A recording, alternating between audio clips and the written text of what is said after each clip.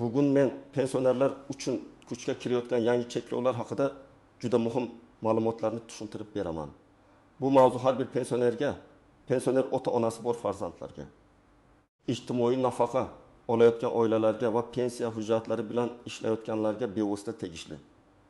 Chunki bitta kichik xato ham pensiya to'lovi kechikishiga, qayta hisob-kitobga, ortiqcha to'langan pulni qaytarish talabiga yoki ayrim imtiyozlardan vaqtincha mahrum bo'lishga olib kelishi mumkin. Men bu videoda qo'rqitish uchun emas, aniq tushuntirish uchun gapiraman. Qaysi holatlarda pensionerlar ehtiyot bo'lishi kerak, qaysi holatlarda xavotirga o'rin yo'q, qanday hujjatlar kerak bo'ladi, qayerga murojaat qilish lozim, hammasini bosqichma-bosqich aytib beraman. Videoni oxirigacha ko'ring. Chunki eng ko'p uchraydigan xatolar va istisnolarni aynan keyingi qismda tushuntiraman. Hozirning o'zida kanalga obuna bo'ling va like bosib qo'ying. Chunki bunday ma'lumotni vaqtida bilgan odam o'z pulini, vaqtini va asabini saqlab qoladi. Avval qanday edi? Ko'p pensionerlar pensiyasini odatdagidek bank kartasiga yoki naqd shaklda olib kelardi. Ayrim ma'lumotlar eski tartibda qog'oz hujjatlar asosida tekshirilardi. Ba'zi hollarda odam yashash manzilini o'zgartirsa, ishga kirsa, chet elga chiqsa, boshqa turdagi nafaqa yoki daromad olsa, bu ma'lumot darhol tizimda ko'rinmas edi. Natijada pensiya avvalgidek to'lanishda davom etardi. Keyin esa bir necha oy yoki hatto bir yil o'tib, qayta tekshiruvda ortiqcha to'lov aniqlanardi. Endi nima o'zgaryapti? Asosiy o'zgarish shuki, pensiya va nafaqa to'lovlari bo'yicha ma'lumotlar ko'proq elektron tekshiruvdan o'tadi. Davlat idoralari, banklar, soliq tizimi, migratsiya ma'lumotlari, bandlik bo'yicha ma'lumotlar va yashash joyi haqidagi ma'lumotlar bir-biri bilan solishtirilishi mumkin. Bu degani, pensionerning holatida o'zgarish bo'lsa, u yashirib qolishi qiyinlashadi. Men buni yomon narsa deb aytmayman, chunki tartib kuchaysa soxta hujjatlar, 2 martalik to'lovlar, noqonuniy nafaqa olish holatlari kamayadi. Lekin oddiy pensioner uchun xavf shundaki, odam ba'zan qoidani bilmaganidan xato qiladi. Masalan, pensioner boshqa viloyatga ko'chib o'tadi, lekin ro'yxatdan o'tish masalasini keyinga qoldiradi. Pensiya esa eski manzil bo'yicha yuradi. Tekshiruv paytida savol tug'iladi. Bu odam haqiqatan ham shu hududda yashayaptimi? Unga xizmat ko'rsatish qaysi bo'lim orqali bo'lishi kerak? Yoki pensioner vaqtincha chet elga farzandlarnikiga ketadi. U 2-3 oy turib qaytaman deb o'ylaydi, lekin muddat cho'ziladi. Agar ayrim to'lovlar doimiy yashash yoki shaxsning mamlakatdagi maqomiga bog'liq bo'lsa, keyin tushuntirish talab qilinishi mumkin. Birinchi muhim cheklov shaxsiy ma'lumotlar mos kelmasligi bilan bog'liq. Pasport, ID karta, JSHR, bank kartasi, yashash manzili, telefon raqami va pensiya hujjatlaridagi ma'lumotlar bir-biriga mos bo'lishi kerak. Agar ism familiyada harf xatosi bo'lsa, tug'ilgan sana noto'g'ri kiritilgan bo'lsa, eski pasport ma'lumoti yangilanmagan bo'lsa, to'lov vaqtincha ushlanishi yoki qo'shimcha tekshiruvga tushishi mumkin. Bu ayniqsa bank kartasi yangilangan, pasport almashtirilgan, nikohdan keyin familiya o'zgargan yoki eski hujjat asosida pensiya rasmiylashtirilgan odamlarga tegishli. Ikkinchi cheklov bank kartasi va hisob raqamiga tegishli. Pensiya faqat pensionerning o'ziga tegishli hisob raqamiga tushishi kerak. Amaliyotda ko'p odamlar, onam qarigan, kartani men ishlataman, otam qishloqda, pulni men yechib beraman deb farzandining kartasidan yoki boshqa odamning hisobidan foydalanishga harakat qiladi. Mana shu yerda ehtiyot bo'lish kerak. Agar to'lov boshqa shaxs hisobiga yo'naltirilsa yoki pensioner nomidagi karta bilan amalda boshqa odam muntazam operatsiya qilsa, bu savol tug'dirishi mumkin. Albatta, farzand ota-onasiga yordam berishi mumkin. Lekin huquqiy tomondan ishonchnoma, vasiylik yoki bankdagi rasmiy vakolat masalasi to'g'ri rasmiylashtirilgani yaxshi. Uchinchi cheklov ishga joylashish va daromad manbalarini yashirmaslik bilan bog'liq. Hamma pensiya turi bir xil emas. Yoshga doir pensiya olayotgan odam ishlashi mumkin bo'lgan holatlar bor, lekin ayrim ijtimoiy nafaqalar, nogironlik bo'yicha to'lovlar yoki ehtiyojmandlik asosida beriladigan yordamlar daromadga bog'liq bo'lishi mumkin. Men buni sodda qilib aytaman. Agar to'lov sizning daromadingiz kam degan asosda berilgan bo'lsa, keyin daromad paydo bo'lsa, bu albatta ta'sir qilishi mumkin. Masalan, pensioner oyiga 1000-200 so'm ijtimoiy yordam oladi. Keyin esa rasmiy ishga kirib 300 so'm maosh ola boshlaydi. Tizim buni aniqlasa, yordam qayta ko'rib chiqilishi mumkin. To'rtinchi cheklov chet elga chiqish va uzoq muddat mamlakat tashqarisida bo'lish bilan bog'liq. Bu yerda hamma uchun bitta qoida deb aytish noto'g'ri bo'ladi. Chunki pensiya turi, yashash maqomi va xalqaro shartnomalar ahamiyatga ega. Lekin pensioner uzoq muddat chet elda qolayotgan bo'lsa, albatta pensiya bo'limidan oldindan maslahat olish kerak. Aks holda keyin men bilmagan edim degan gap pul masalasida doim ham yordam bermaydi. Masalan, pensioner qizining oldiga ketib taksi o'yi qaytmaydi. Shu vaqt ichida uning yashash manzili, bank kartasi faoliyati, shaxsni tasdiqlash talablari bo'yicha savollar chiqishi mumkin. 5-cheklov vafot etgan shaxs nomiga pensiya olish holatlariga qarshi kuchaytirilgan nazoratdir. Bu juda nozik, lekin ochiq aytish kerak bo'lgan masala. Ba'zan odam vafot etadi, lekin qarindoshlari kartada pul tushishda davom etayotganini ko'rib, uni ishlatib yuboradi. Keyin davlat bu pulni qaytarishni talab qiladi. Chunki pensiya shaxsning o'ziga tegishli to'liq hisoblanadi. Vafotdan keyingi davr uchun noto'g'ri tushgan mablag' qonuniy asosda qaytarilishi mumkin. Shuning uchun yaqin inson vafot etsa, oila a'zolari tegishli idoralarga vaqtida xabar berishi, meros, dafn puli yoki boshqa to'lovlarni alohida tartibda rasmiylashtirish kerak. 6-cheklov hujjatlarini yangilamaslikka tegishli. Nogironlik muddati tugagan bo'lsa, tibbiy komissiya xulosasi yangilanmagan bo'lsa, o'quvchisini yo'qotganlik pensiyasida o'qish ma'lumotnomasi topshirilmagan bo'lsa, farzand 18 yoshga to'lgan bo'lsa, o'qishni tugatgan bo'lsa, to'lov to'xtatilishi yoki qayta ko'rib chiqilishi mumkin. Bu oddiy holat. Lekin eng ko'p muammo aynan shu yerda chiqadi. Odamlar oldin olib yurardim-ku deb o'ylaydi. Lekin asos muddati tugasa to'lov ham avtomatik ravishda savol ostida qoladi. Men birinchi navbatda hujjatlarida nomuvofiqlik bor pensionerlarga ehtiyot bo'lishni maslahat beraman. Masalan, ID kartada familiya Karimova deb yozilgan, bank kartasida esa eski pasport bo'yicha Karimova. Shaklida boshqa ma'lumot turgan bo'lsa, bu kichik ko'ringani bilan tizimda muammo chiqarishi mumkin. Ayniqsa, yaqinda pasport almashtirganlar, nikohdan keyin familiyasini o'zgartirgan ayollar, eski harbiy daftarcha yoki mehnat daftarchasi asosida pensiya rasmiylashtirganlar tekshirishi kerak. Ikkinchi guruh, pensiyadan tashqari daromad olayotganlar. Men bu yerda ishlamang demayapman. Aksincha, odam ishlasa yaxshi. Lekin qaysi pensiya yoki nafaqa turiga daromad ta'sir qilishini bilish kerak. Misol uchun 6-7 yoshli erkak yoshga doir pensiya oladi va mahalladagi do'konda qorovul bo'lib ishlaydi. Agar uning pensiyasi yoshga doir to'liq pensiya bo'lsa, vaziyat bir xil. Lekin boshqa bir ayol ehtiyojmandlik asosida qo'shimcha moddiy yordam oladi va shu bilan birga uyini ijaraga berib rasmiy daromad ko'rsa, yordam qayta hisoblanishi mumkin. Farq mana shunda. 3-guruh, kartasini boshqa odamga berib qo'ygan pensionerlar. Men juda ko'p uchrataman, ona kartasini o'g'liga beradi. O'g'li esa pensiyani o'z xarajatlari bilan aralashtirib yuboradi. Keyin ona men pulni ola olmadim deydi, o'g'il uyga ishlatdim deydi. Bank esa karta egasi pensioner ekanini ko'rsatadi. Bunday vaziyat oilaviy nizoga ham, huquqiy muammoga ham aylanishi mumkin. Eng to'g'ri yo'l, agar pensioner o'zi bankka bora olmasa, rasmiy ishonchnoma qildiriladi yoki bankning qonuniy tartibdagi vakillik mexanizmidan foydalaniladi. 4-guruh, uzoq vaqt chet elga ketayotgan pensionerlar. Masalan, 7000 yoshli ona Rossiyada ishlayotgan o'g'lining yoniga 6 oyga ketmoqda. U ketishdan oldin pensiya bo'limiga borib, men falon muddatga chiqyapman. Pensiyam bo'yicha qanday talab bor deb so'rashi kerak. Agar kerak bo'lsa, telefon raqamini yangilaydi. Bank kartasining amal qilish muddatini tekshiradi. Ishonchli vakil masalasini rasmiylashtiradi. Shunda keyin muammo bo'lmaydi. Agar pensioner yoshga doir pensiyasini qonuniy olgan, hujjatlari to'g'ri, bank kartasi o'z nomida, yashash manzili aniq, daromadlari yashirilmagan, tibbiy yoki boshqa asoslari muddati tugamagan bo'lsa, ortiqcha vahimaga hojat yo'q. Yangi tartiblar asosan noto'g'ri to'lovlar, yashirilgan ma'lumotlar va hujjatdagi nomuvofiqliklarni aniqlashga qaratilgan.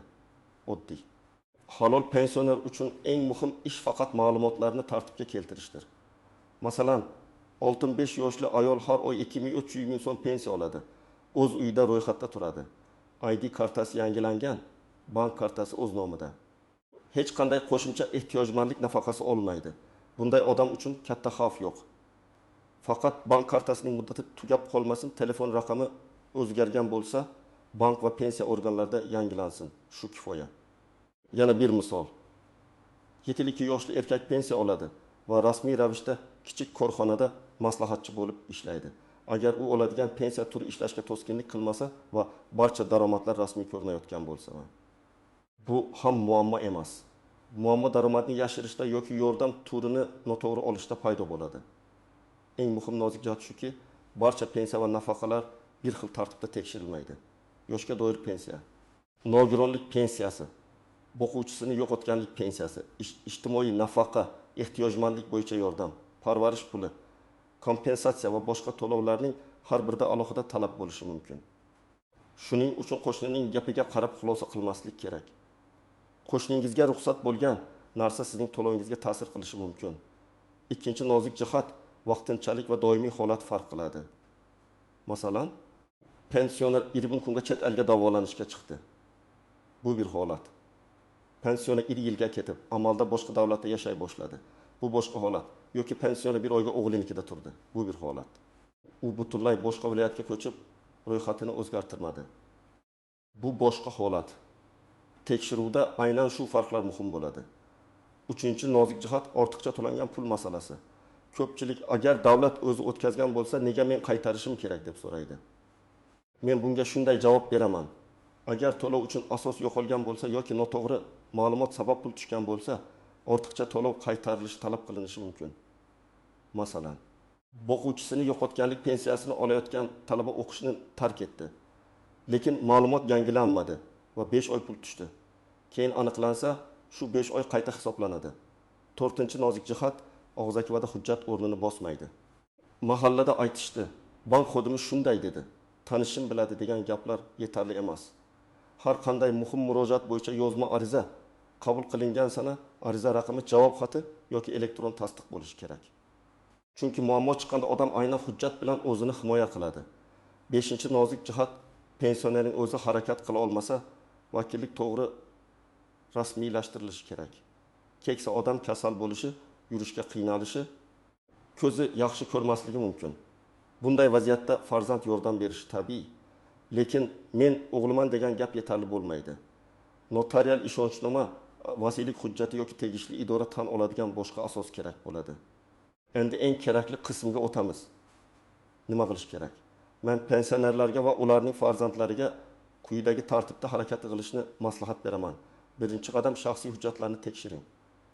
ID karta yoki pasportdagi ism, familiya, tug'ilgan sana, JSSHIR, raqami bank kartasi va pensiya hujjatlaridagi ma'lumotlar bilan mos kelishini ko'ring. Agar xato bo'lsa, uni keyin to'g'rilayman demang. Avval qaysi hujjatda xato borligini aniqlang. Keyin tegishli idoraga murojaat qiling. Shaxsiy ma'lumotdagi bitta harf ham elektron tizimda muammo bo'lishi mumkin. Ikkinchi qadam, bank kartasini tekshiring. Karta pensionerning o'z nomidami, muddati tugamaganmi? SMS xabarnoma qaysi telefon raqamiga ulangan, karta yo'qolmaganmi? PIN kodni kim biladi? Shularni aniqlang. Agar karta farzand qo'lida bo'lsa ham, pensioner pul qayerga ketayotganini bilishi kerak. Men oilalarga maslahat beraman. Pensiya tushgan kuni qancha pul tushgani, qancha yechilgani va nimaga ishlatilgani bo'yicha oddiy daftar tuting. Bu ishonchsizlik emas, bu tartib. 3-qadam. Pensiya bo'limiga yoki vakolatli ijtimoiy organlarga borib, o'z to'lovingiz turi bo'yicha aniq ma'lumot oling. Mening pensiyamga ishga kirish ta'sir qiladimi? Chet elga chiqsam nima qilishim kerak? Nogironlik xulosam qachon yangilanadi? Boquvchisini yo'qotganlik to'lovda o'qish ma'lumotnomasi kerakmi degan savollarni yozib boring. Xodim oldida hayajonlanib unutib qo'ymaslik uchun savollar ro'yxatini oldindan tayyorlang. 4-qadam. Agar daromad yoki holat o'zgarsa, bu haqda yashirmang. Ishga kirsangiz, ijara daromadi paydo bo'lsa, o'qish tugasa, nogironlik guruhi o'zgarsa, yashash manzili almashsa, chet elga uzoq muddatga ketsangiz, tegishli organ bilan maslahat qiling. Men bilaman, odamlar ba'zan aytsam pulim kamayib qoladi deb qo'rqadi. Lekin yashirish ko'proq zarar keltirishi mumkin. Chunki keyin bir necha oy yoki yil uchun qaytarish talabi chiqsa, bu oilaga og'ir yuk bo'ladi. 5-qadam, barcha arizalarni yozma shaklida topshiring. Arizada ism, familiyangiz, JSSHIR, manzil, telefon raqami, murojaat mazmuni aniq bo'lsin. Masalan, men falonchi. Yoshga doir pensiya oluvchiman. 2025 yil falon sanadan boshlab boshqa viloyatga ko'chib o'tmoqdaman. Pensiya to'lovim va hujjatlarim bo'yicha qanday tartibda o'zgartirish kiritishim kerakligini tushuntirib berishingizni so'rayman. Shunaqa aniq yozilsa, javob ham aniqroq bo'ladi. 6-qadam, hujjatlar nusxasini saqlang. Pasport, ID karta, pensiya guvohnomasi, bank rekvizitlari, tibbiy xulosa, o'qish ma'lumotnomasi, ishonchnoma, ariza nusxasi, javob xati, SMS xabarnomalar, bankdan ko'chirma. Bularning hammasini bitta papkaga joylab qo'ying. Katta yoshdagi odamlar uchun farzandlar buni tartiblab bersa, juda yaxshi bo'ladi. Muammo chiqqanda hujjat izlab yugurishdan ko'ra oldindan tayyor turish osonroq. 7-qadam, shubhali qo'ng'iroqlardan ehtiyot bo'ling. Yangi cheklovlar haqida gap chiqqanda firibgarlar ham faollashadi. Ular pensiyangiz blok bo'ladi. Kartangizni tasdiqlash kerak. Kod ayting, pul o'tkazing, hujjatni tezlashtirib beramiz deb qo'ng'iroq qilishi mumkin. Hech kimga karta raqami, SMS kodi, PIN kod, bank ilovasi parolini bermang. Rasmiy idora sizdan telefon orqali SMS kod so'ramaydi. Agar shubha bo'lsa, qo'ng'iroqni o'chirib, o'zingiz rasmiy raqamga telefon qiling yoki idoraga boring. Birinchi misol. 6-8 yoshli ayolning bank kartasi muddati tugaydi, lekin u buni bilmaydi. Pensiya tushishi kerak bo'lgan, kuni pul ko'rinmaydi. U vahimaga tushadi. Pensiyamni to'xtatish deb o'ylaydi. Aslida muammo karta muddatida bo'lgan. Agar u oldindan karta amal qilish muddatini tekshirganida, yangi kartani vaqtida olgan bo'lardi va to'lovda kechikish bo'lmasdi. Ikkinchi misol. 19 yoshli talaba o'quvchisini yo'qotganlik pensiyasi oladi. U o'qishni tashlab ishga kiradi, lekin oilasi pensiya bo'limiga xabar bermaydi. 6 oy davomida to'lov tushadi. Keyin tekshiruvda talabalik maqomi tugagani aniqlanadi. Natijada oila 6 oy uchun ortiqcha to'langan pulni qaytarish kerak bo'ladi. Bu yerda asosiy xato xabar bermaslik. 3-misol. 74 yoshli pensioner chet elga nabrasini ko'rishga ketadi. 3 oy degan safar 10 oyga cho'ziladi. Bank kartasi muddati tugaydi, telefon raqami ishlamay qoladi, pensiya bo'limidan kelgan xabarlarni olmaydi. Qaytib kelganda bir nechta masala to'planib qolgan bo'ladi. Agar u ketishdan oldin bank va pensiya hujjatlarini tekshirganida, ishonchli vakil tayinlaganda muammo ancha kamayardi. 4-misol. Pensiona ayol ehtiyojmandlik asosida yordam oladi. Keyin uning nomiga kichik savdo faoliyati rasmiylashtiriladi, lekin buni o'g'li yuritadi. Daromad esa onaning nomida ko'rinadi. Tizimda ayolning daromadi bor deb chiqadi va yordam qayta ko'rib chiqiladi. Bu oilalarda ko'p uchraydigan xato, faqat nomiga ochdik deyishadi. Lekin hujjatda kimning nomi tursa, javobgarlik ham o'sha tomonda bo'ladi. Bugun men tushuntirgan yangi cheklovlarning asosiy ma'nosi bitta. Pensionerning ma'lumotlari aniq, hujjatlar to'g'ri, bank hisoblari shaffof, daromad va yashash holati yashirilmagan bo'lishi kerak. Hujjatlar mos kelmasa, karta boshqa odam nomida bo'lsa, uzoq muddat chet elda bo'lish oldindan aniqlashtirilmasa, to'lov turi bo'yicha talablar bajarilmasa, pensiya yoki nafaqa bo'yicha muammo chiqishi mumkin. Men sizga vahima qilishni emas, tartib bilan harakat qilishni maslahat beraman. Bugun hujjatlaringizni tekshiring, bank kartangiz muddatini ko'ring, pensiya turi bo'yicha aniq savollarni yozib oling, zarur bo'lsa vakolatli idoraga murojaat qiling. Eng muhimi, og'zaki gapga emas, rasmiy javob va hujjatga tayaning. Agar siz yoki yaqinlaringiz pensiya olayotgan bo'lsa, izohlarda yozing. Sizda qaysi masala ko'proq savol tug'dirmoqda? Bank kartami, hujjatlarmi? Chet elga chiqishmi yoki qo'shimcha daromad masalasimi?